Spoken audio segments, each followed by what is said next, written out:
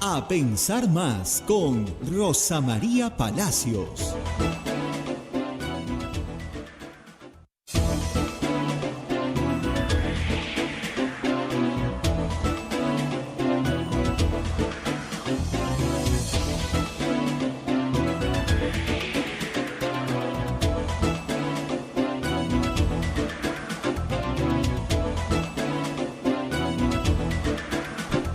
Señoras, señores, muy buenos días. Bienvenidos a Pensar Más con Rosa María Palacios desde Radio Santa Rosa.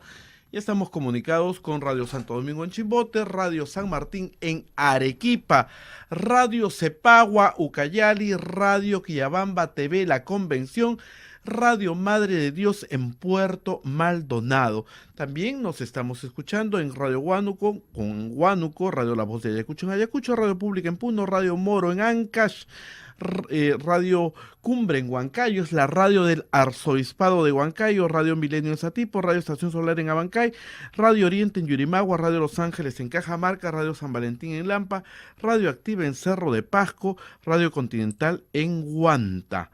Onda Digital TV, Fuego TV y Quillabamba TV, los canales de televisión que también están transmitiendo a Pensar Más con Rosa María Palacios, además de nuestras plataformas móviles, el Facebook de Radio Santa Rosa, el Facebook de Radio Quillabamba TV y el canal de YouTube de Radio Santa Rosa.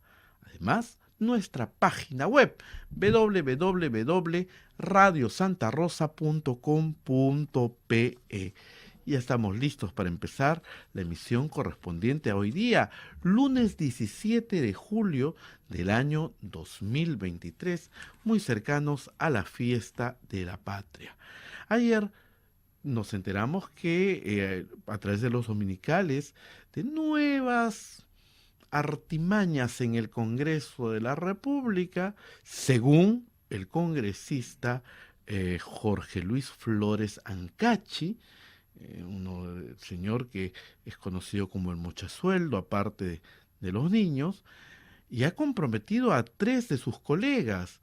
Ha inculpado al congresista José Cueto, al congresista Jorge Montoya y al congresista Roberto Quiabra, que también mochan sueldos, que también recortan sueldos a sus trabajadores.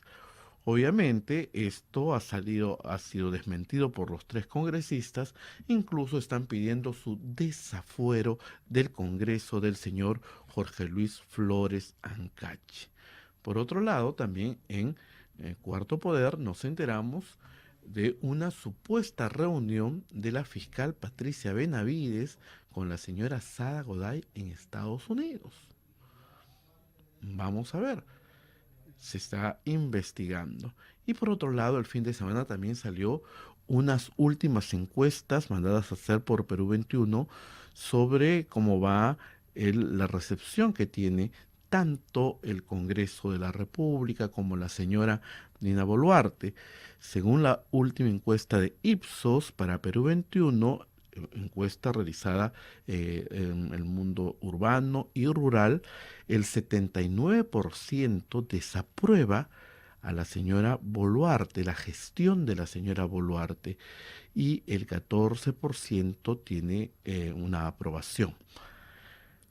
En cuanto al Congreso de la República, también han hecho esta medición, el 85% desaprueba al Congreso de la República y el 9% lo respalda al Congreso de la República.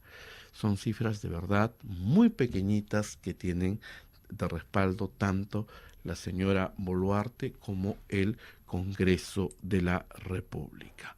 De todos estos temas, Rosa María nos va a conversar esta mañana y va a analizar sobre todo esta encuesta de respaldo a la señora Boluarte, que, bueno, que solamente tiene un 14%, pero si miramos el Congreso tiene mucho, pero mucho menos respaldo, ¿no? O sea, un 9% y están en un solo dígito. Y cada día nos enteramos de más y más cosas. De todo esto, como les dije, Rosa María nos va a hacer el análisis y de la gran propaganda que el gobierno le hace a la manifestación del día miércoles, ¿no? Porque el gobierno se ha empecinado en hacerle una propaganda bárbara a la marcha que va a haber el día miércoles. Lista, Rosa María, ¿cómo estás? Muy buenos días. Disculpen la demora, pero de nuevo un enredo con los links para entrar, pero ya están arreglados, ya. Creo que ahora sí. Muy bien, muchísimas gracias por la espera. Hoy día tenemos una entrevista importante, va a estar con nosotros el expresidente Martín Vizcarra, pero antes de todo eso hay que cumplir con nuestras obligaciones con los auspiciadores. Y empezamos con la Pontificia Universidad Católica del Perú, que es la universidad número 1 del país en el cumplimiento de los Objetivos de Desarrollo Sostenible, de acuerdo al ranking Times Higher Education 2023. Este logro refleja nuestro compromiso por la construcción de una ciudad inclusiva, segura, resiliente y sostenible.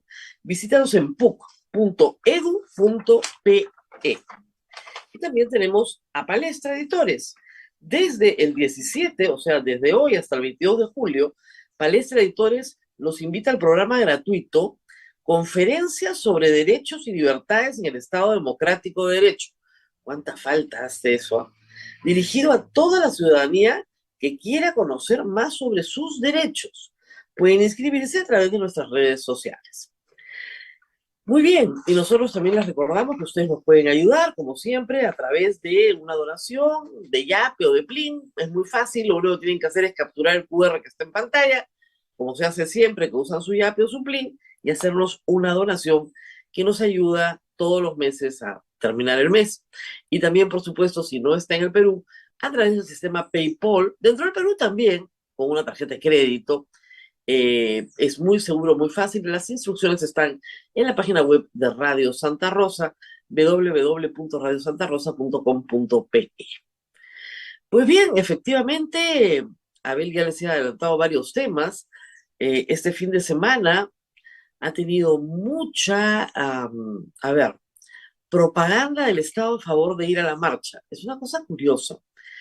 Pero ya desde el día viernes, después de la edición de este programa, se reunió el Consejo de Estado, leyeron una comunicación conjunta, donde el señor presidente del Consejo de Ministros invoca a las fuerzas del orden a hacer uso legítimo de la fuerza. Bueno, esa es su obligación. El presidente del Consejo de Ministros, la presidenta de la República y los demás titulares de poderes del Estado no tienen que invocar a la policía, tienen que exigir a la policía que cumpla con la ley. Yo no le invoco a nadie a que cumpla con la ley porque es su obligación. No es un hecho voluntario, no depende de la buena fe o de la disposición, ¿no? Yo todas las mañanas, por ejemplo, los invoco a colaborar con esta radio y confío en la divina providencia y en su buena disposición para ayudarme. Pero ustedes no tienen ninguna obligación de sostener esta radio, lo hacen porque creen que la radio da un buen servicio pastoral. Bueno, igual, pero a la inversa, yo no puedo invocar a la policía a que haga uso legítimo de la fuerza. Yo tengo, como presidente del Consejo de Ministros, que exigir a la policía que cumpla la ley. Y tengo que hacer que otros cumplan la ley. Es lo que me dice la Constitución. El presidente de la República es el primero obligado a cumplir y a hacer cumplir la ley. Es tan simple como respetar el Estado de Derecho. Lo que pasa es que les cuesta muchísimo respetar el Estado de Derecho. ¿Por qué? Porque el gobierno tiene 49 muertos por proyectil de arma de fuego en los primeros 3 meses de gobierno, cuando el primer ministro era ministro de Defensa y luego primer ministro, tuvo los dos sombreros. Es decir, acompaña a Dina Boluarte desde el día que juramentó. Entonces estamos hablando de una persona que tiene responsabilidad conjuntamente con la presidenta de la República en la muerte de 49 peruanos para los cuales no hay justicia alguna. Y son asesinados por proyectil de arma de fuego de la Policía Nacional o del Ejército Peruano. Todo eso está documentado y perfectamente esclarecido por la prensa peruana, por la buena prensa de investigación peruana. Ahí están todas las tomas, pueden ver el reportaje de IDL sobre Ayacucho o el reportaje de IDL sobre Juliaca, donde no solamente ven el lugar donde fueron asesinadas las personas, todas fuera del aeropuerto, y también pueden ver la forma en la que caen, van cayendo mientras van mirando en muchos casos lo que va ocurriendo. Frente a eso, frente a graves violaciones de los derechos humanos, así reportadas por la Comisión Interamericana de Derechos Humanos y otras agencias, no gubernamentales en algunos casos y gubernamentales en otros, lo que tenemos es un panorama de graves violaciones a derechos humanos, ejercidas por la Policía Nacional y el Ejército bajo el mando de Dina Boluarte y su primer ministro. Hacer un despliegue policiaco en Lima, en la línea de lo que acabo de mencionar, es decirle a la gente que la van a matar también. No entiendo por qué otra razón podrías el viernes hacer un supuesto ensayo masivo, no en la Avenida Brasil, donde es el desfile tradicional del 29 de julio, sino delante de la sede del Palacio de Justicia, frente al Hotel Sheraton, ahí hacer un despliegue masivo de policías, tanques, cadetes, perros, todo. ¿Para qué? Y decirle a la gente, yo te voy a cuidar, ese es el mensaje. ¿Tú me vas a cuidar? Ya, pero ¿qué hacemos con lo que pasó en diciembre y en enero y en febrero? Porque tenemos un fallecido en Lima, tenemos un fallecido en Lima también. ¿Por qué falleció esta persona? Porque le dispararon una bomba lacrimógena a 1 metro de distancia a la cabeza.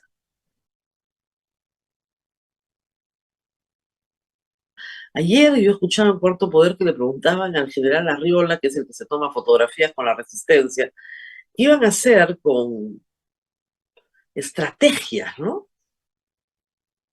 Uso inteligente para aislar a personas que cometen actos vandálicos. Le preguntaban por el Pinochito, no sabía qué decir. Le preguntaban, obviamente él decía gas lacrimógeno. Entonces le decían, no, pues, el gas lacrimógeno ya ha explicado la Comisión Interamericana de Derechos Humanos, no lo dijo Astor Carreño, pero ya se ha explicado que tiene problemas. Ustedes no aíslan a la persona, no detienen a la persona que comete un delito. Y esa es la pregunta. Segundo acto de intimidación. Y acá hay que repetirlo una y otra vez. El artículo 205 del Código Procesal Penal no queda suspendido por el estado de emergencia. ¿Ok? A mí me pueden pedir mi DNI, sí, un policía me lo puede pedir. Pero, el artículo 205 es bien claro, no me lo pide al azar, porque no le gusta mi cara. Me lo pide porque hay una sospecha de delito. La policía tiene un dato, sabe, rodea una zona, cree que ahí está un delincuente. Muy bien, entonces hacen el control de identidad para encontrar al delincuente. Hay una sospecha de delito. O para prevenir un delito. Va a ocurrir, ya sabemos que eres tú, te tenemos rodeado, a ver, dame tu DNI, eres tú.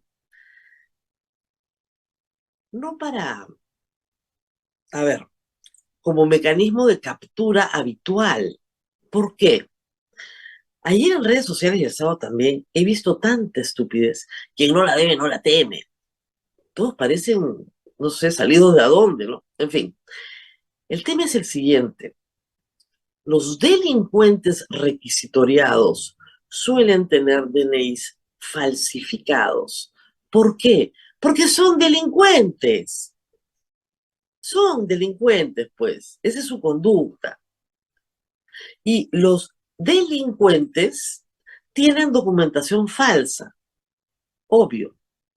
Dos, no se exhiben, pues, sobre todo aquellos que han cometido delitos graves.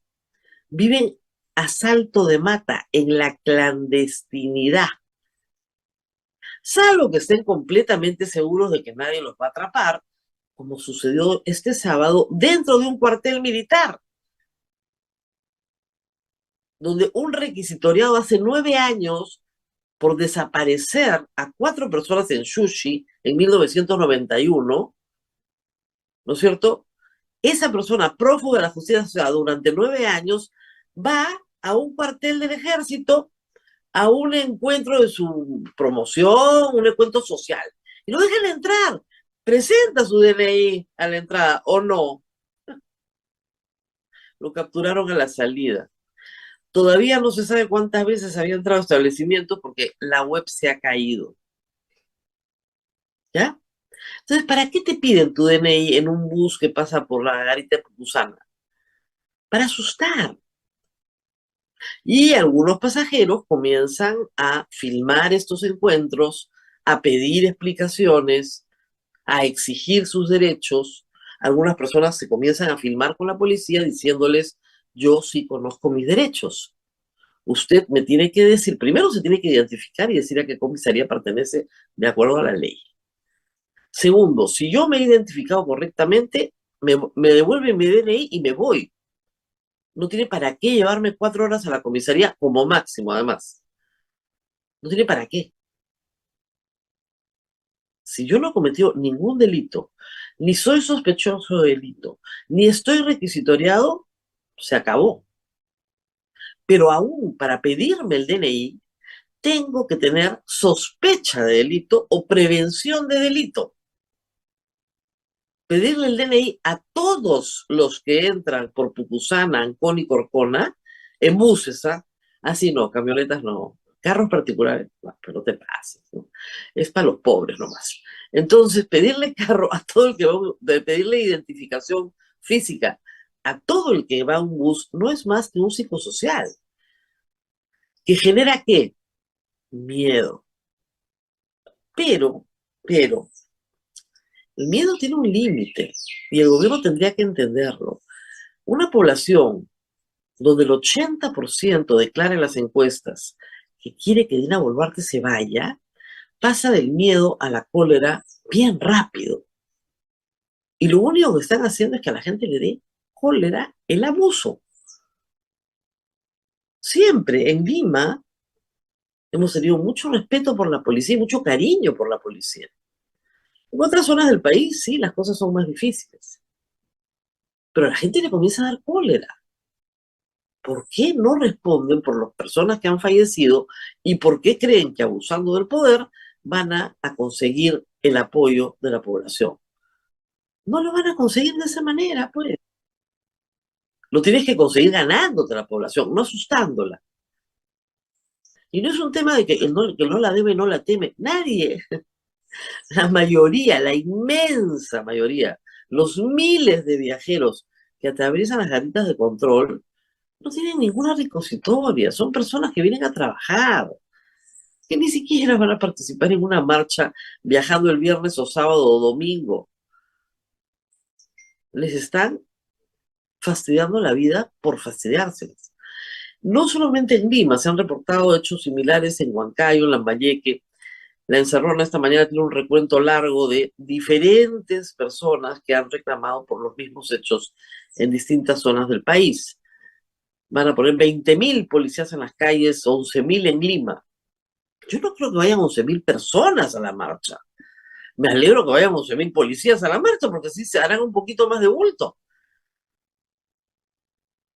Salvo que me equivoque y efectivamente seamos millones, pero no lo creo. Hay mucho miedo y el trabajo ha sido aterrar a la gente. Y decirle que si marchas eres comunista porque hay un comunista que está marchando. Que si marchas eres terrorista, todos bajo sospecha. Incluso anoche el ministro del Interior dijo que lo que había que combatir era el socialismo. Y el socialismo es una corriente que yo no comparto rechazo, pero que está dentro de los límites que la Constitución establece dentro de un Estado democrático de derecho. Los socialistas tienen partidos y pueden participar en elecciones y en la vida política del país. Decir que vas a combatir el socialismo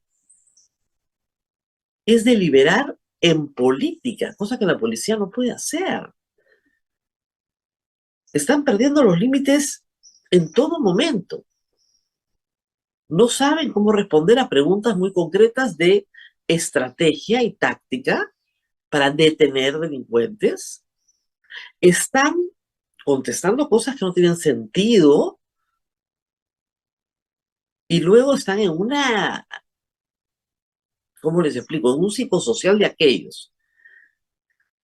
También sé que además de infiltrar redes sociales, van a infiltrar las marchas, de todas maneras.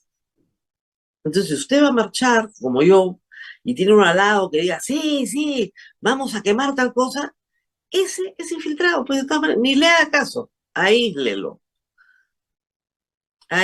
porque no es pues, nadie quiere quemar nada en Lima. Lo que queremos es que se nos escuche, porque Dina Boluarte, el pasado 11 de diciembre, a medianoche, le dijo al país que íbamos a un proceso de adelanto de elecciones y que mandaba el proyecto de ley al Congreso para ese fin. Y el Congreso lo aprobó en diciembre. Y en enero se echaron para atrás. Entonces Dina Boluarte dijo, bueno, capítulo cerrado, pues nos quedamos todos. ¿Así? Tan fácil. Vamos a ver qué pasa el miércoles. ¿Qué más tenemos que contarles? Han sucedido algunas cosas pintorescas. Eh, el Ministerio Público está metido en un problema un poco delicado, por ponerlo de alguna manera. Hay cada día más información sobre Sada Goray y el esquema de corrupción que ella armó, infiltrando instituciones públicas, haciendo negocios con el Estado en beneficio de ella y de un grupo que se llama Marca Group. Cada día hay mejor y mayor documentación. Pero este fin de semana, la familia de la señora Goray, publicó un comunicado en que le reclama a la fiscal de la Nación por no darle la protección que ella le prometió. Una cosa bastante extraña. Y lo que revela el comunicado, que está hecho exprofesamente de esa manera, es que la fiscal de la Nación viajó a los Estados Unidos y se reunió con Sada Goray y le ofreció protección. Viajó personalmente la fiscal de la Nación. Luego, la Fiscalía de la Nación, este fin de semana, también ayer, sacó un informe diciendo que la señora fiscal de la Nación no tiene relación alguna con el caso de Sada Goray, que la que está a cargo es la fiscal Marita Barreto, porque hay un equipo especial de lucha contra la corrupción en el poder, y esos son los fiscales que se encargan del caso de la señora Sada Goray. O sea, nos recitó la ley, que está muy bien que la recite, porque efectivamente esa es la ley. La señora Goray, Ferrandini y Salatiel Marrufo no tienen por qué ser investigados por la fiscal de la Nación. La fiscal de la Nación investiga a altos funcionarios del Estado de acuerdo a la ley. Al presidente de la República, a Heiner Alvarado, a Juan Silva, todos esos son altos funcionarios porque han sido ministros y presidente a su vez. Pero no a los demás. Pero la comunicación de la Fiscalía no niega el viaje a los Estados Unidos ni niega el encuentro con Sada Goray, del cual les aseguro sus familiares tienen prueba, porque si lo niega, van a sacar las pruebas de todas maneras. Hay fechas aproximadas en las que efectivamente la señora fiscal de la Nación viajó a Estados Unidos para un taller, ¿no?, de lucha contra la trata. Y es posible que en esa fecha se haya encontrado. ¿Para qué? Esa es la gran pregunta. Porque como lo dice la misma fiscalía, la fiscal de la Nación nada tendría que ver en ese caso. Es como en el caso de Alejandro Toledo, que la fiscal de la Nación se presentó en el aeropuerto, no tenía nada que hacer en ese caso, y por decirlo, los fiscales están ahora procesados. Pero, como yo no soy fiscal, sí lo puedo decir. ¿Qué cosa tenía que hacer la señora fiscal de la Nación en los Estados Unidos en octubre del año pasado? Ofreciendo protección a una investigada que definitivamente no estaba bajo su competencia. Y es que acá viene la cosa más complicada. ¿Quién sí está bajo la competencia de la fiscal de la Nación? El presidente de la República. En octubre del año pasado, el presidente de la República ya tenía 6 carpetas fiscales presentadas al Congreso. Subcomisión de Acusaciones Constitucionales recibió 6 denuncias que luego se han ido acumulando, pero la señora fiscal de la Nación estaba muy interesada en conseguir pruebas contra Pedro Castillo para facilitar su caída, su derrocamiento, su vacancia finalmente. Haría bien en reconocer que fue a conseguir pruebas para incriminar a Pedro Castillo, que sí está bajo su competencia. Pero hacer eso se llama abocamiento indebido y es un delito. Por eso es que no les han dicho a ustedes una palabra sobre la fiscal de la Nación en el caso de Sada Goray. Y eso puede perturbar seriamente el caso. Seriamente el caso. La familia de Sada Goray no ha publicado ese comunicado pidiendo que se respete, que no se le dé detención preventiva sola. Lo ha publicado con el concurso de abogados que lo han verificado. Saben que hay una amenaza velada en ese comunicado. Si Sada Goray va a prisión preventiva, entonces se va a narrar una serie de hechos que perjudican dramáticamente a la fiscal de la Nación. Dicho sea de paso, la estrategia de Goray ha sido siempre muy mala. Aparecer como extorsionada cuando hay abundante prueba de que ella dirigió un esquema de coimas es un error. De otro lado, Mauricio Fernandini, que en esto a veces sale mal, más en medios que el propio presidente Castillo, está en prisión preventiva y anoche envió una carta a Mónica Delta que se leyó en Latina, en la que reconoce su delito. Él no se ha acogido a la colaboración eficaz. Él lo que ha pedido es una terminación anticipada de proceso, que lo sentencien de una vez, que él reconoce todo, pero básicamente que lo sentencien por tráfico de influencias, que es un delito que tiene hasta 6 años de pena. Si uno se acoge a la terminación anticipada de proceso por confesión sincera, el juez tiene que poner una pena por debajo del mínimo legal. Esa pena hoy es 4 años. Por debajo del mínimo legal, menos de 4 no tendría prisión efectiva. Es complicado su caso,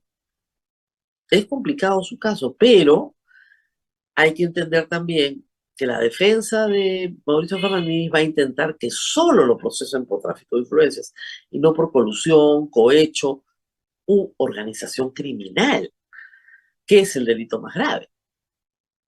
Porque ese delito sí tiene 35 años de pena. Y estamos hablando de otros mínimos.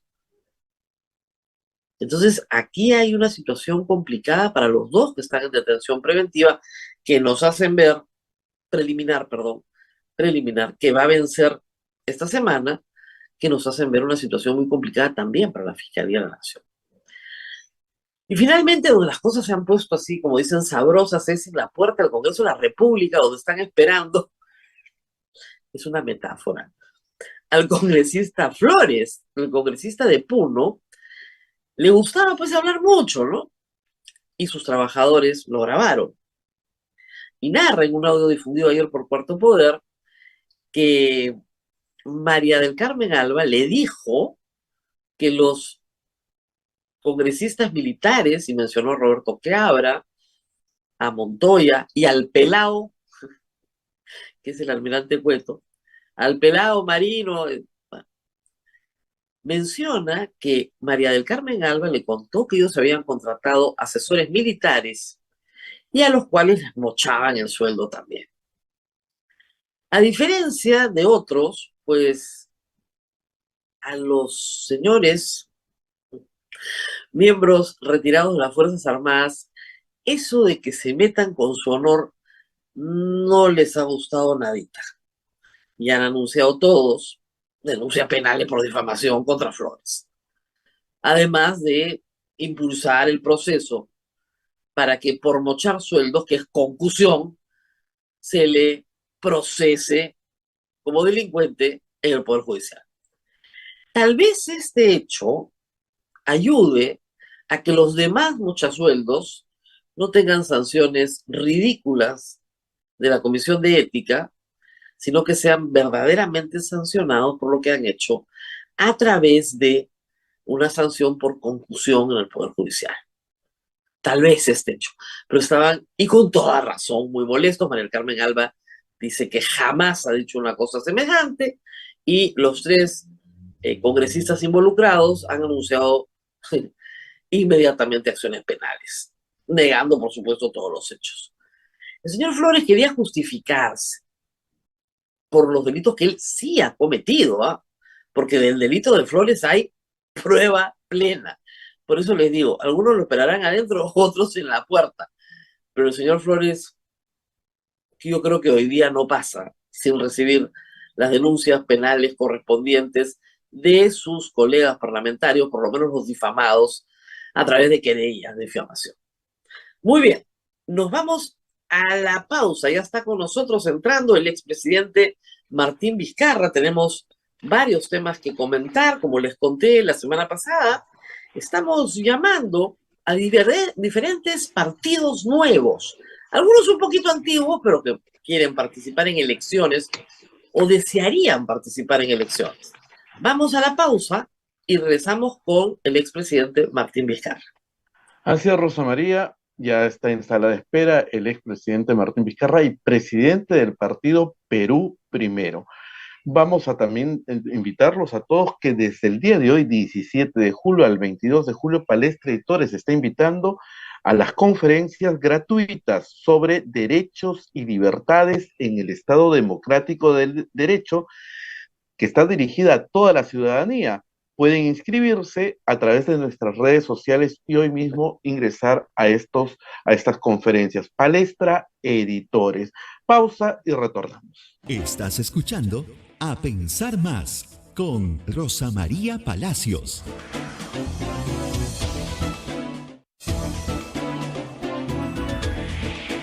Continuamos con A Pensar Más con Rosa María Palacios desde Radio Santa Rosa para todo el Perú y el mundo. Rosa María ya se encuentra en este momento con el expresidente Martín Vizcarra, presidente del partido político Perú Primero. Rosa María, adelante. Así es, muy buenos días y muchas gracias por estar con nosotros después de mucho tiempo. Y vamos a empezar, por supuesto, por Perú Primero. Ahí está la bandera y el símbolo detrás. Buenos días, gracias por estar acá. Y la primera pregunta es evidente. ¿Lo puedo llamar presidente del partido político Perú Primero? Porque el Jurado Nacional de Elecciones dice que usted no es el presidente ni el fundador de ese partido. ¿Qué tal, Rosa María? Muy buenos días y gracias por la oportunidad de nuevamente estar conversando contigo, como lo hemos tenido en algunas oportunidades, incluso cuando era presidente de la República, ahí tan solo de vecinos, cruzando la pista, ahí estábamos en tus instalaciones. Mire, sí, pues ha pasado con el partido político Perú Primero algo sui generis, ¿no? Porque por una decisión del Pleno del Jurado me han retirado de fundador y de presidente del partido, ¿no? Han puesto presidente vacante, ¿no? Entonces, manteniendo mi condición de militante, es decir, estoy afiliado al partido Perú Primero, no me han quitado la condición de militante, pero me han quitado los cargos. Una interpretación un poco forzada, pero lo que ha hecho el partido es considerarme simbólicamente como presidente honorario, ¿no? Entonces, soy el presidente honorario y han decidido mantener el puesto formal de presidente vacante. Esa es mi condición actual en el partido. Usted tiene 2 inhabilitaciones y le digo que es una cosa interesante porque cuando uno entra para preparar esta entrevista a buscar información, Martín Vizcarra, todas las noticias que hay sobre usted, básicamente todas, tienen que ver con procesos. sean procesos constitucionales, procesos penales, procesos de amparo. Así que vamos a tener que entrar por ahí. Usted tiene dos inhabilitaciones, una por 5 años y otra por 10 años. De acuerdo a una sentencia del año 2005 del Tribunal Constitucional, esas inhabilitaciones incluso incluyen el derecho al sufragio. ¿Usted ha podido votar el año pasado? Sí, he votado en las dos oportunidades. He votado para, después de la inhabilitación, porque recuerden que a mí me inhabilitaron después de haber sido electo congresista de la República, ¿no? Entonces, después de la primera vuelta del 2021, me inhabilita el Congreso. Así es, mayo del 2021 lo inhabilitan usted. Así, mayo. En abril yo soy electo, a los 10 días me inhabilitan. Entonces, ha habido una elección para la segunda vuelta, para la presidencia. Yo he votado, ¿no? Incluso en esa oportunidad todavía votaba en Moquegua. Entonces, la segunda vuelta electoral del 2021, yo he ido y he ejercido mi derecho de sufragio en Moquegua.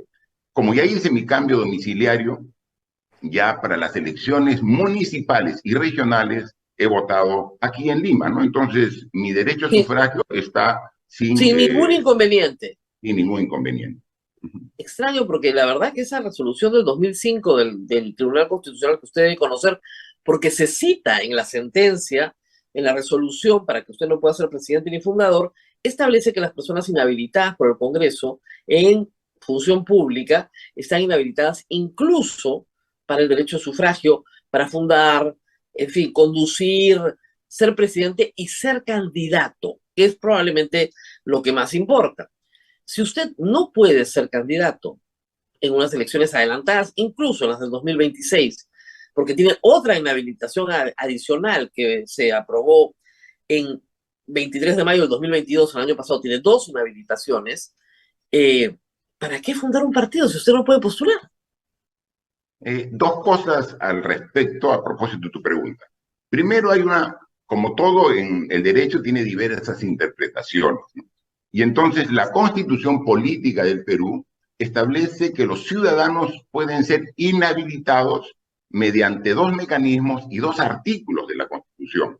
Uno es la inhabilitación que procede luego de un proceso penal, que lo ve el Poder Judicial. Si se sentencian a un ciudadano mediante ese artículo y te inhabilitan, ahí sí te quitan también tus derechos políticos.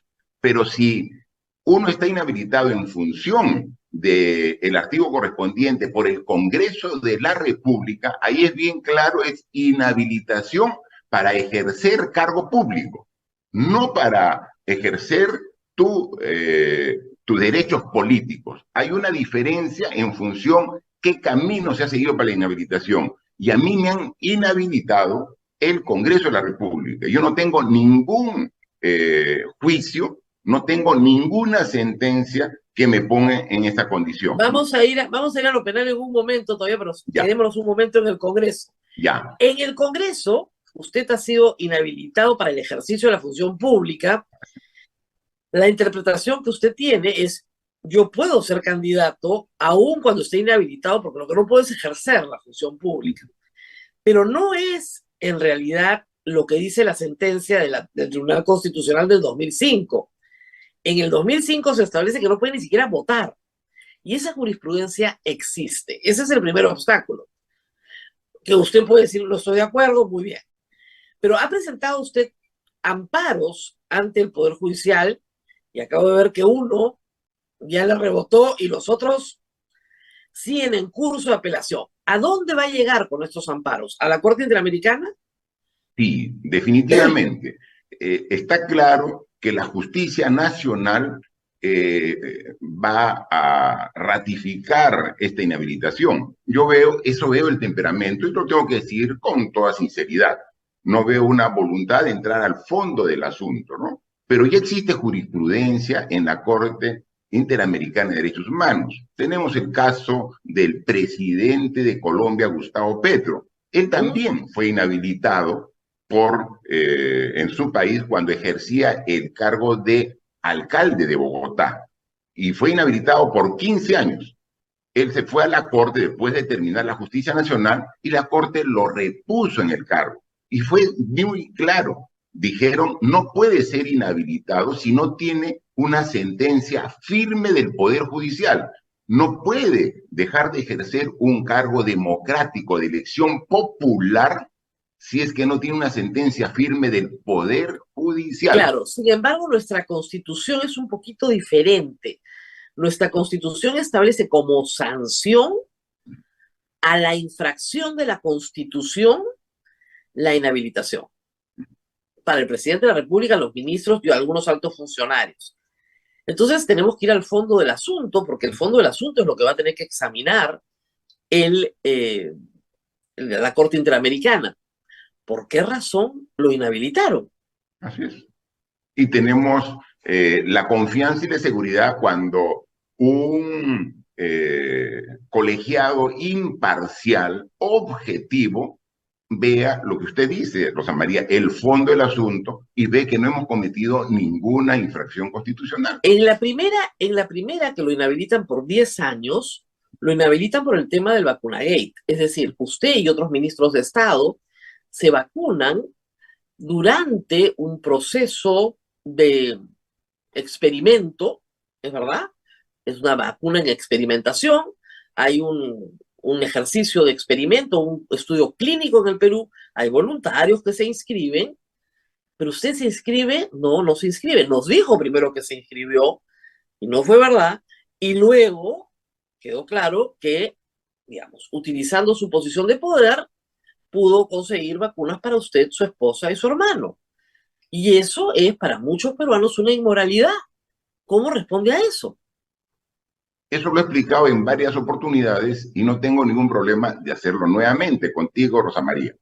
Si bien yo no me he inscrito de la manera formal que a través de la web de la Universidad Cayetano Heredia, cuando yo fui al inicio de este proceso de ensayo de la fase 3 de la vacuna Sinopharm, es ahí donde al médico responsable de este ensayo científico, es que yo le digo, yo quiero ser parte de este mismo proceso, ¿dónde tengo que inscribirme? O sea, yo con toda la voluntad de seguir todo el procedimiento.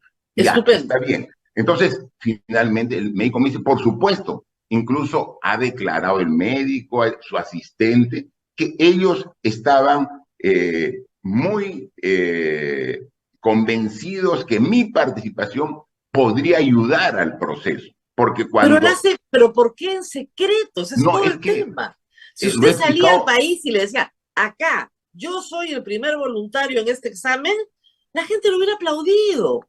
Sí. Porque todo el mundo tenía miedo y es bueno que las autoridades se vacunen porque todo el mundo tiene miedo. Así es. Ayuda mucho. En público, no en secreto. No, lo que pasa, Rosa María, esto no fue en ninguna intención hacerlo en secreto. No fue así.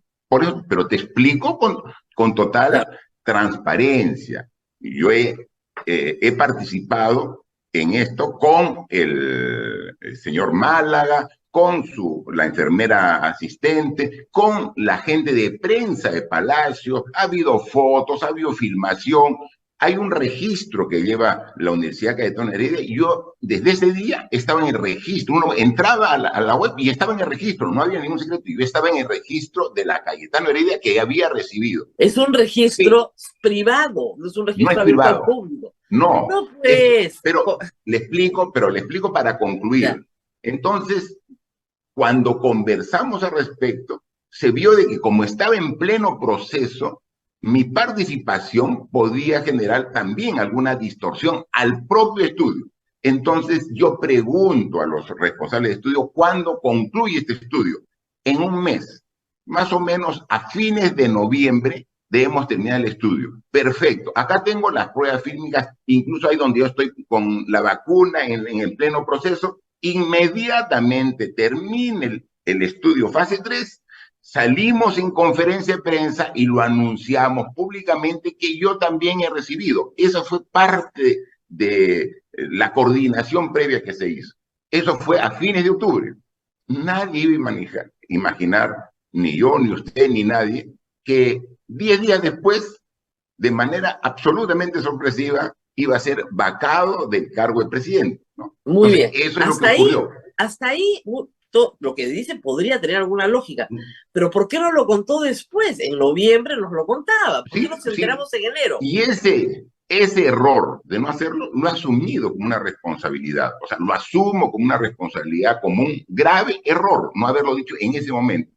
No haberlo dicho en octubre fue precisamente para no alterar el proceso. Pero es que ¿Sí? el problema para el doctor Málaga es que usted no fue el único. Habían otras 200 personas que también les dijo que iban a distorsionar el ensayo. No, no sé, yo era el presidente de la República, Yo yo lo sé, solicité ser pero parte. tenía a la ministra de Relaciones Exteriores y a todo su equipo y a la ministra de Salud. No, pero hay una diferencia. La ministra de Salud se vacunó en enero, es verdad, es Hay una verdad, diferencia. hay Ya diferencia. hay muchos funcionarios que se vacunaron cuando ya la vacuna estaba aprobada por la Organización Mundial de la Salud. En el mes de octubre, que yo recibo la inoculación de la fase 3, no está aprobada ni Sinopharm, ni Pfizer, ni ninguna vacuna. Recién se aprobó a fines de noviembre, principios de diciembre, esta vacuna. Eso Pero usted, no, los hechos se presentaron de tal manera que no permitió dar la comunicación. Recuerde, Rosa María, que yo permanentemente estaba comunicando diferentes detalles de lo que pasaba. Obviamente, esto iba a ser parte de ello, muchísimos detalles, pero no este que era muy importante. porque justo estábamos en este proceso de investigación de la fase 3 y por eso se reconoció como un error. Y, sin embargo, el Ministerio Público, después de todo este tiempo, ha solicitado al Congreso de la República para que se me acuse constitucionalmente de este tema por el delito, por un solo delito, de concusión. Yo digo que haya confusión. Yo no he hablado de delitos, he hablado de inmoralidad, que es Ya, más grave. está bien, no, está bien, y hay que asumir las consecuencias y las asumo. Y usted sabe perfectamente, yo he dado la cara, he explicado, he dicho todo. Pero de ahí que diga la fiscal de la Nación ha presentado hace 2 semanas o un poco más al Congreso pidiendo que me permitan investigarme por el delito de concusión. Digo, ¿concusión? ¿Por dónde hay concusión? Málaga ha declarado. O sea, yo de ninguna manera yo le he dicho a Málaga, le he obligado nada. Él ha declarado, su asistente, Ahora, la enfermera. hay un asunto de gestión que es muchísimo más grave. Lo derrocan, efectivamente, usted sabe que yo tengo una posición muy clara sobre lo que es la vacancia y estoy absolutamente en contra de la aplicación que hace el Congreso de la vacancia, pero lo derrocan. Cuando entra Sagasti, no había una sola vacuna comprada. Y la segunda ola que viene en enero y febrero es peor que la primera. Y el día que vamos a votar, en abril, es el día que más muertos tiene el Perú. Entonces, ahí hay otra responsabilidad moral, que usted se fue sin haber comprado una sola vacuna. Y compramos vacunas a Gavi, a esta iniciativa global de la Organización Panamericana de la Salud. Firmamos 8 preacuerdos con las diferentes laboratorios. Con Pfizer firmamos el preacuerdo, lo firmamos antes que Chile, en el mes de octubre, antes que Chile. ¿Y por qué Chile tuvo vacunas primero y nosotros después? Por solamente, o sea, Chile recibe ya el memorándum de Pfizer el 20 de noviembre, el 22 de noviembre para la compra de vacunas. Dice, Pfizer le dice el 22 de noviembre a Chile, ya puedes comprar la vacuna. Y Pfizer, ¿sabes cuánto nos dijo a nosotros que ya podíamos comprar las vacunas? 2 días antes, el 20 de noviembre. Es decir, nosotros, el Perú, está más adelantado en la compra de vacunas que Chile. Yo le puedo mostrar, este tema, ahorita estamos viendo el tema de coyuntura, podemos más adelante tener una entrevista exclusiva de todas las decisiones de la pandemia. La va a necesitar porque lo que es cierto para todos, que en principio y en concreto no teníamos nada. Nadie tenía vacunas en el mes de octubre del año 2020, pero nadie. No, Israel ya estaba vacunando, pero no, Israel y Estados Unidos comenzó a vacunar en noviembre. No, diciembre comenzó. En diciembre comenzaron. En Estados Unidos comenzó a vacunar en diciembre. porque recién a fines de noviembre la Organización Mundial de la Salud aprueba la vacuna Pfizer. Y entonces, el 22 de noviembre, Pfizer le dice a Chile, ya puedes comprar la vacuna. Y a Perú le dice 2 días antes, el 20 de noviembre, ahí el memorándum, tenemos la comunicación de Pfizer donde dice, ya puedes comprar la vacuna. Y no la compraron. Obviamente estábamos en toda el caos político generado por la vacancia que se dio el 9 de noviembre. Muy bien. Del manejo de la pandemia, yo le he discutido mucho la última vez que conversamos y se lo seguiría discutiendo. Pero pasado el tiempo, ¿qué cree que hizo mal? Yo creo que debimos, como gobierno, reaccionar más rápido para corregir una norma vigente sobre las características del oxígeno medicinal. Nadie conocía los efectos de esta enfermedad, nadie, ni en el Perú ni en el mundo. Nos fuimos dando cuenta que la principal demanda que requerían los infectados por el virus era oxígeno. Entonces, la demanda de oxígeno más o menos se elevó entre 8 a 9 veces de la demanda normal de oxígeno. Teníamos en ese entonces un monopolio de oxígeno. Solamente había 1,5 empresas que proveían de oxígeno a todos los hospitales del Perú. Un monopolio que se había generado por una norma del 2010, ¿no? Quizás no norma con nombre propio. Pero esa norma, perdóneme, doctor, sí. Mire, la norma aplicaba solo para el Seguro Social, no aplicaba para MINSA. Y perfectamente pudieron, desde marzo, rehabilitar las redes de oxígeno hospitalarias, que no rehabilitaron. Rosa María, las que se hacen la norma en el era del hospital. Ministerio de Salud, no era de E-Salud. No, se aplicó a E-Salud, a los dos primero, y luego MINSA dejó de aplicarla y se aplicó solo para E-Salud. O al revés, solo para MINSA y no se aplicó para Salud. Mire, señor presidente, por eso podemos... esta radio humilde ha participado en colectas para comprar plantas de oxígeno que el Estado podía comprar. Por eso te digo que por eso, lo que teníamos que hacer es que esa norma que te requería prácticamente oxígeno puro para proveer... Al 95% y no al 92%. Es toda la discusión. Pero se podían hacer las plantas en los hospitales sin ningún problema. De hecho, se hicieron al año siguiente. Al año siguiente se rehabilitaron. No, se comenzaron a hacer el año 2020. Cuando se comenzaron a hacer, inmediatamente derogamos la norma.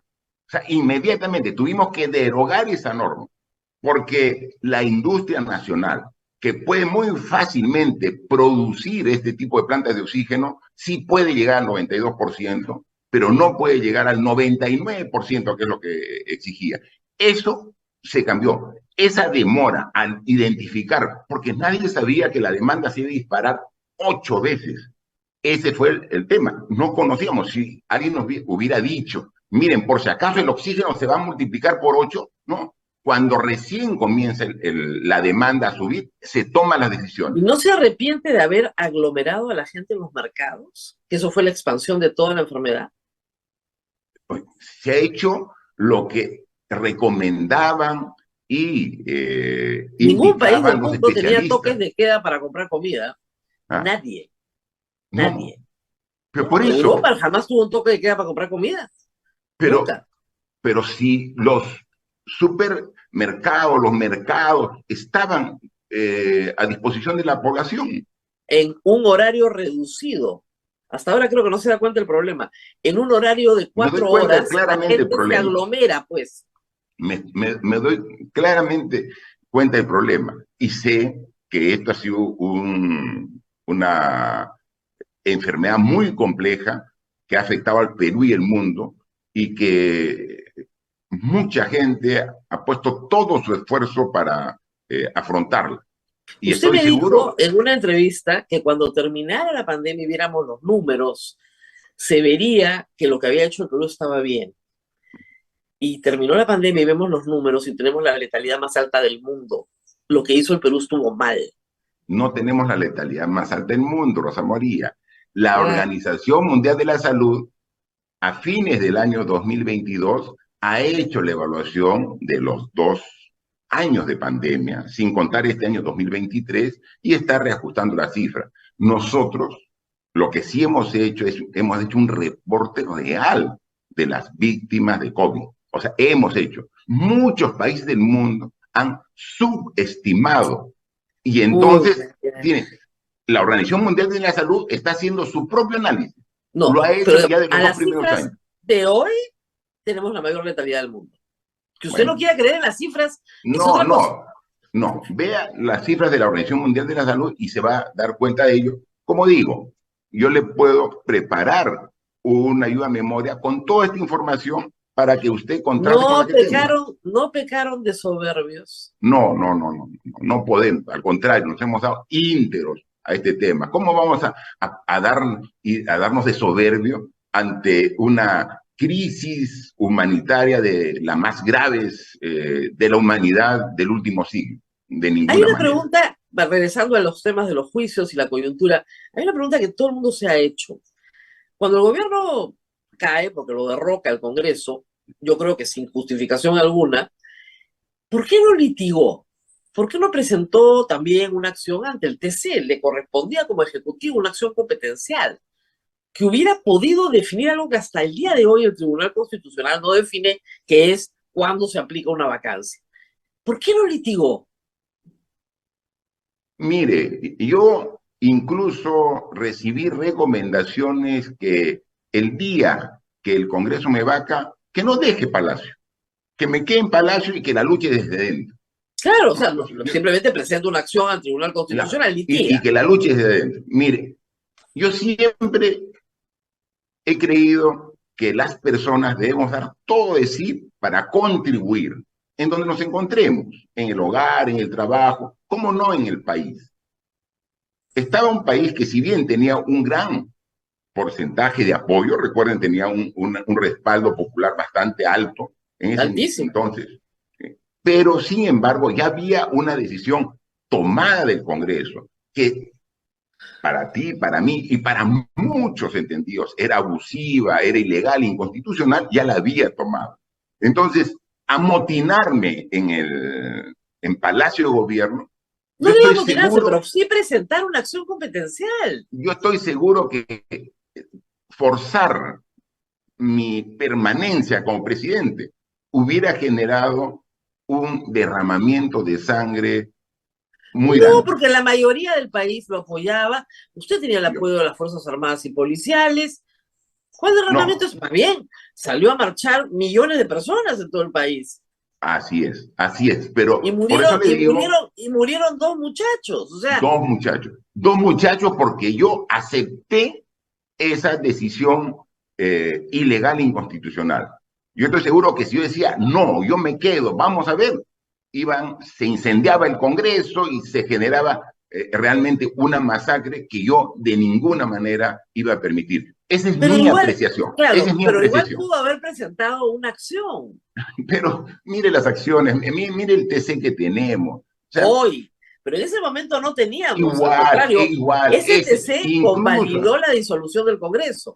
Sí, por mayoría, con algunos magistrados que también estaban... 3-4, sí, claro. Así es, ¿no? Entonces, realmente, lamentablemente tenemos un tribunal constitucional que no hace una interpretación real de nuestra Constitución. Esta Constitución realmente está muy manoseada en los últimos tiempos y se hace lo que quiere. O sea, realmente se toman decisiones a gusto del cliente, y eso realmente es lamentable.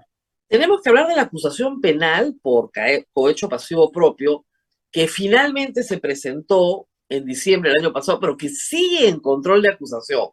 Hasta ahora no empieza el juicio oral, que creo que es importante, que todos queremos ver, y usted también. Pero tenemos que hacer una pausa de 30 segundos y regresamos con esto, con la acusación penal por cohecho.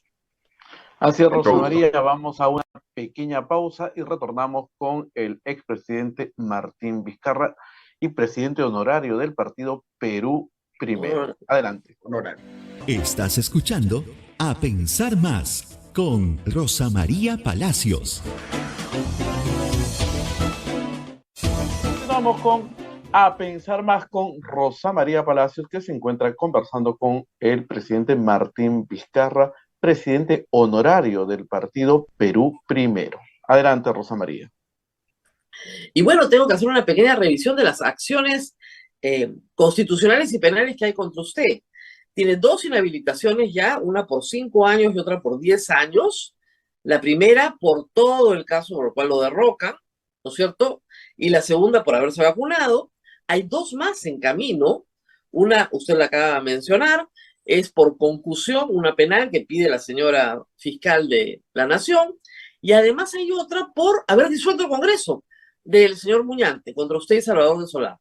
Entonces tiene 2 acusaciones constitucionales ya terminadas, 2 en camino y una acusación penal, que esta era la importante, que originalmente fue por 5 delitos, se ha reducido a cohecho pasivo propio.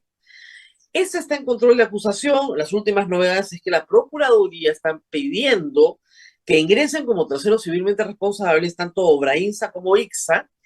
Hay que decir, empresas que siguen siendo proveedoras del Estado, ¿eh? Que no han perdido su calidad de proveedoras del Estado y siguen funcionando como si acá no hubiera pasado nada.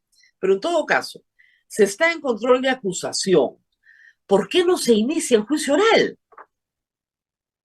Rosa María, tú has sido testigo como periodista que esto viene de hace mucho tiempo, viene de octubre del año 2020. Sí, yo sé. Yo me enteré de esta investigación, por El Comercio. Siendo presidente de la República, yo estoy dirigiéndome a un centro de salud en el Agustino, y ahí alguien de los asistentes me alcanza El Comercio y veo primera plana, domingo. Presidente Vizcarra habría recibido coima de 1 millón de soles. O sea, un baldazo de agua fría. Y en la noche, Panorama sacó un reportaje de lo mismo. Y yo ni enterado. O sea, la fiscalía nunca me había dicho nada de nada y ya estaba ventilándose en los medios de comunicación. Esta investigación estimaba que yo había cometido 4 delitos. Acá están. Que yo habría cometido asociación ilícita para delinquir, usurpación de funciones, colusión agravada y cohecho pasivo impropio. Eso lo dijo. Y cuando preguntaron a la fiscalía, dijeron que sí, que estaba muy bien. En 15 días me vacan. Por esto me vacan. En 15 días.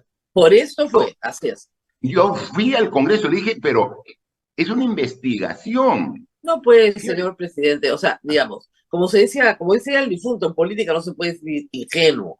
El día que no le dieron la investidura al gabinete cateriano, su suerte estaba echada. Ya. Está bien, Había una conspiración por haber disuelto el Congreso, y así lo han dicho varios. Como disolvió el Congreso, había una venganza y había que vacarlo. Me la juraron. Así es. Muy bien. Eso fue. Entonces, pero cuando ya yo soy vacado, ya no soy presidente, vieron la magnitud de la decisión que habían tomado por esta investigación, le consultaron al fiscal a cargo, Juárez Atoche, oye, pero date cuenta que con tu investigación lo han vacado al presidente. ¿Cómo va? No, ya lo tengo todo listo. Estoy listo para acusar. Lo dijo. Eso lo dijo en diciembre. El panorama, y cuando yo dije que eso era imposible, dijo que yo era una abogada cachinera. Claro, todo el mundo lo recuerda. La abogada cachinera, porque dijo que no, pero que ya estaba listo para acusar. Listo. Han pasado 2 años, del 2020, diciembre del 2020, a diciembre del 2022, y esa misma fiscalía ha sobreseído, que en términos sencillos para que entienda tu audiencia, porque sobreseído es un término muy técnico, ha archivado los 4 delitos, los 4. O sea, menos 1. No, ese 1 lo ha sacado después. Ese no era. O sea, por eso te digo, o sea, no es que yo estaba investigado por 5 delitos y se queda con 1. Yo estaba investigado por 4 delitos. Los 4 delitos están sobreseídos, los 4. Entonces, o sea, si somos estrictos, debería ya archivarse toda la investigación, porque Pero los añade cuatro... uno. Pero ha sacado recién, últimamente a las finales del proceso, ha sacado el cohecho pasivo propio, que no estaba en investigación. Sí. Y eso es con lo que ha terminado su investigación en diciembre del 2022 y seguramente, no Tiene sé, ha 15 pasado. años, 15 años, y las pruebas, digamos, contundentes contra usted son básicamente las declaraciones de los titulares de Obrainsa y de Ixa y un chat que tiene con el señor Hernández, donde hablan de entregas de algo, aunque no se define qué cosa, y esas son las pruebas más importantes que tiene, básicamente declaraciones. Yo no sé si esas personas se van a presentar a proceso a declarar o no, porque no sé si son colaboradores eficaces o no. ¿Son o no son?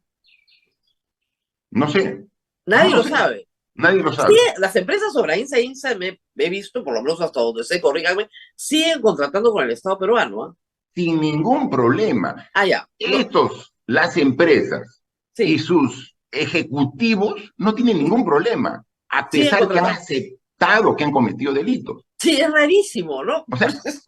O sea, ellos han aceptado, sí, somos delincuentes, porque el que comete un delito es un delincuente. Claro, Ellos pero dicen, siguen somos contratando con el delincuentes, Estado peruano, no sé por sin qué. ningún problema. Pero lo más gracioso aquí es que la Procuraduría ha pedido que se los incorpore como tercero civil responsable. Ujú, ¿Y sabe lo que ha pasado en la audiencia? ujú. El fiscal ha salido como un león contra la Procuraduría para decirle, no, de ninguna manera, no los puedes incluir. Claro, es O que si sea, los el incluye, defensor de las empresas es la estas fiscalía. personas van a decir, no, pues mi trato era otro, habíamos quedado en que yo Eso, ya declaraba te y lo vas demás. dando cuenta, ya te vas dando Ajá. cuenta cómo se dan las cosas aquí. Bueno, O sea, finalmente, la fiscalía se ha convertido en el abogado de oficio de las empresas que ya han aceptado que son corruptas. O sea, el mundo al revés, ¿no? pero en todo caso, ellas dicen que son corruptas con usted. O sea, que si ellas son No, no, no, corruptas, no. usted No, también. no, no, no, no, no, no. Ellas aceptan que son corruptas cuando han sido socias de Odebrecht, cuando Ah, han trabajado en sí, el Club de la Club de la Construcción. Construcción. Es toda una maraña que yo, como ministro, me tiré abajo. O sea, Ujú. yo encontré un Ministerio de Transportes donde toda la gestión anterior de Ollantumala y toda la anterior gestión de Alan García, es decir, 10 años antes el Ministerio de Transportes adjudicaba todas las obras al 108%, 8% más. Desde que yo fui ministro de Transportes, las obras se adjudicaron menos del 100% y en promedio 94%. Eso significó solamente en el tiempo corto que estuve de ministro de Transportes, más de 1.000 millones de soles de ahorro en ese diferencial. ¿Cómo no me van a tener cólera las empresas del Club de la Construcción? Ujú. Entonces, yo cerré el Congreso, y ya pues la venganza de los políticos. Yo me tiré abajo el Club de la Construcción, la venganza de los empresarios. Entonces, yo soy pues la piñata, ¿no? O sea, me golpea Bueno, políticamente y me usted no es la golpean piñata, usted es económicamente. el lagarto. Ahora, cuéntenos un poco de eso, porque eso lo hemos entregado por un libro de un periodista que, bueno, lo detesta, ¿no? Porque dice cosas horribles, pero, a ver, ¿de dónde viene el apodo del lagarto? ¿De cuando usted estaba en Moquegua y era chiquito, verdad? No, nunca, no. Como ya lo he dicho, eh, en Moquegua, como una ciudad pequeña, todos tenemos chapas, ¿no? Así Apodos, es. chapas, todos tenemos chapas. Entonces, a mí particularmente, mi chapa estaba referida a mi apellido, ¿no? Yo soy Ya, Vizcarra ya. y en Moquegua, en la Sierra de Moquegua, hay un animalito que es Vizcacha, un roedor que es vizcacha. Entonces a mí, Vizcacha. mis amigos en el colegio me decían vizcacha, Así vizcacha, es. vizcacha. Ya, Luego ya. por ahí apareció uno de esos maleantes, no sé cuántos, recuerda que era el loco Bicharra, Sí, también en claro. esos tiempos. Entonces a mí, mi chapa era o vizcacha o me O decían bicho. loco Bicharra. Me decían Ya, loco Bicharra. ya. A mí nunca me han dicho lagarto, nunca, nunca, nadie, ni en mi familia, ni en mi colegio, ni en mi universidad, nada. Lo que pasa es que este señor pseudo periodista tenía que buscar un nombre marquetero, ¿no? Y por ahí ¿Y no? ha buscado ese nombre. Y Y lo ha vendido encontró. bien su libro. Está Ahora, bien. Y provecho por él y por quien era su jefe, y quizás de ahí sale ese encono, porque recuerden que ese periodista era el asistente de Mercedes Arauz. sí, obviamente, En trabajaba Palacio. con él, pero ella, ¿por qué no realmente ella lo detesta, ¿no? Es otra cosa. Pero ha pasado del amor al odio, porque me quería mucho. O sea, Meche era pues, uff, ella me decía hermanito, así me decía, tú eres el hermanito que no tengo, es mi hermanito, me decía, ¿no? Pero a veces pues el ansia de poder puede La más política es incluso así. que estos Muy bien. vínculos Usted familiares. ha decidido voltear la historia y hacer de lagarto su símbolo, Miren, nunca nadie me como ha dicho, Porky. nunca me ha dicho nadie lagarto. Eso quiero dejarlo claro. Pero si tanto lo dicen, mejor ya me están haciendo la campaña de marketing. Ya comenzaron a posicionar. Y además me cae simpático el lagarto. Me cae simpático, ¡Ay, un bonito animalito. peluche! Tiene un ¿Ah? peluche ahí al costadito suyo. Ahí está, ahí está mi lagartito, ¿no? Y entonces, tal es así que la Secretaría de Juventudes del Partido Perú Primero ha convocado a un concurso para hacer el diseño final y definitivo de la mascota, ¿no? Es hasta el 31. Aprovecho que tanta gente te ve y te escucha para que la gente que tenga Ah, creatividad mande su muy propuesta, bien. ¿no? Así que, perfecto, con todos, lagarto. Así que somos... Está preguntando la gente, me decía Belén en la pausa, si va a salir a marchar Perú primero como organización política, y usted también, pero como organización política. Sí, la semana pasada hubo una reunión del Comité Ejecutivo Nacional y decidió marchar. O sea, ha tomado la decisión de marchar. Y creo que es plenamente justificado la protesta en estos momentos. Obviamente una protesta pacífica, una protesta respetuosa, pero si no marchamos ahora, ¿cuándo vamos a marchar? Si no estamos indignados, si un ciudadano pierde su capacidad de indignación cuando sucede algo malo, simplemente es igual que un mueble, que una piedra, que un objeto. Lo que nos diferencia a los seres humanos es que sentimos, que teníamos sentimientos. Y ahorita el sentimiento que tenemos por dentro es de indignación del gobierno, del Congreso. Entonces, Eh, hay que mostrar esa indignación. Ahora, si hay un Tenemos, adelanto de elecciones, usted no podría postular. pero eso es absolutamente secundario, Rosa María. O sea, Perú primero no está en función de Martín Vizcarra. O sea, bajo esa lógica, yo diría, apoyo a Dina que se quede hasta el 2026. Me da más tiempito para solucionar mis problemas de inhabilitación. No. O sea, lo que le conviene al Perú es salir del caos político en el que nos encontramos, de esta dictadura congresal donde creen que todo lo pueden hacer.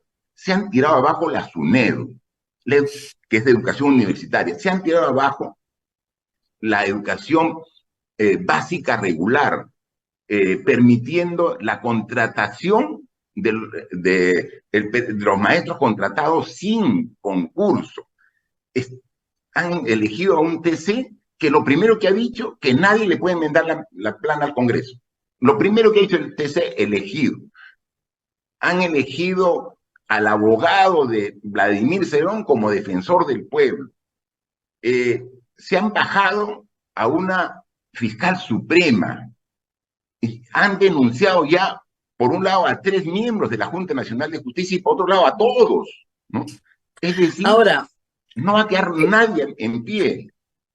Y ¿qué eso es nos garantiza? realmente inaceptable, ¿no?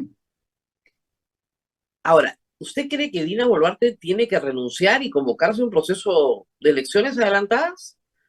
Eso es lo que corresponde. O sea, lo que corresponde. O sea, por eso yo le dije cuando usted me preguntó, ¿y por qué no se quedó cuando lo vacaron? Porque yo pienso primero en el país, ¿no? No importa que me den, me ataquen, todo, yo doy un paso al costado. Si tuviera un poquito de amor por el Perú, Dina Boluarte tendría que presentar su carta de renuncia para evitar todo este desangramiento que tenemos, y no solamente hablo de sangre, o sea, como elemento del cuerpo, Hay sino muertos. además de los 49 muertos, ¿no ha visto el nivel de hambre al que estamos llegando? Estamos en una crisis alimentaria. Mayo, la economía es negativa, 1.43%. Y la economía entre enero y mayo, los 5 primeros meses del año, ha decaído 0.5%, 0.49%. El gobierno señala que eso es por la protesta, nada más. No fue, por favor. Y gracias todavía que se mantiene, porque en mayo la minería creció 16%, gracias al proyecto Quellaveco en Moquegua, que yo impulsé, que yo propicié, como propicié el inicio de este hub del Pacífico, que va a ser el puerto de Chancay, como destrabamos el aeropuerto Jorge Chávez, que estaba 15 años paralizado, y nosotros destrabamos y ya está la segunda pista, ya está en plena construcción. O sea, realmente, en 2 años de gobierno hemos hecho cosas importantes y nos hemos enfrentado a la clase política, a la clase empresarial que quiere tener monopolios y ventajas. O sea, nosotros estamos como partido a favor de la inversión privada. Por supuesto, el país no tiene futuro sin inversión privada, pero tiene que buscar los mecanismos para que ese beneficio que te da la inversión privada llegue a las clases más oprimidas. Eso hay que trabajar. O sea, hay mucho por hacer, pero hay que hacerlo juntos. Usted ha sido presidente del Perú, entonces le puedo preguntar algo sobre Dina Boluarte. Ella dice que se enteró de las muertes por los medios de comunicación. Eso le dijo a la fiscalía. ¿Es eso posible? ¿Es posible que un presidente del Perú no conozca el accionar de las Fuerzas Armadas y policiales? Es imposible, es imposible. El presidente de la República a las 6 de la mañana tiene un reporte de todo el estado situacional, de lo más importante. ¿Y qué cosa es más importante de la muerte de una persona en una protesta? O sea, a las 6 de la mañana el presidente de la República tiene un reporte de inteligencia, un reporte de las Fuerzas Armadas policiales, 6 de la mañana. Yo me despierto y tengo ahí en mi mesa de noche ya el reporte, veo inmediatamente. O sea, decir que se enteró por los medios de comunicación, si fuera ese el caso, ella no es la presidenta. Si fuera ese el caso, seguramente Otárola tiene ese reporte a las 6 de la mañana. Y a ella le harán, pues... ¿Usted cree que Otárola está ejerciendo la presidencia del Perú?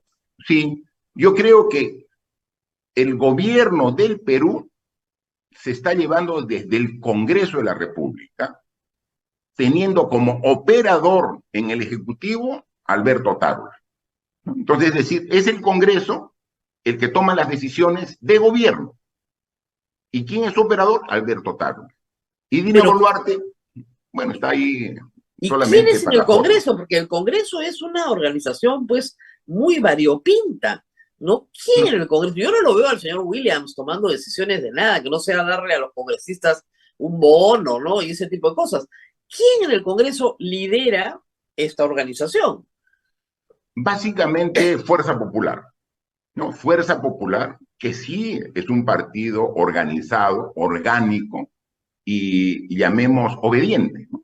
En otros partidos, cada quien se manda por su lado. En cambio, lo que determina el partido, todos acatan en Fuerza Popular. Ahora, Fuerza Popular sí estaba a favor del adelanto de elecciones. Es más, trató de sacarlo adelante.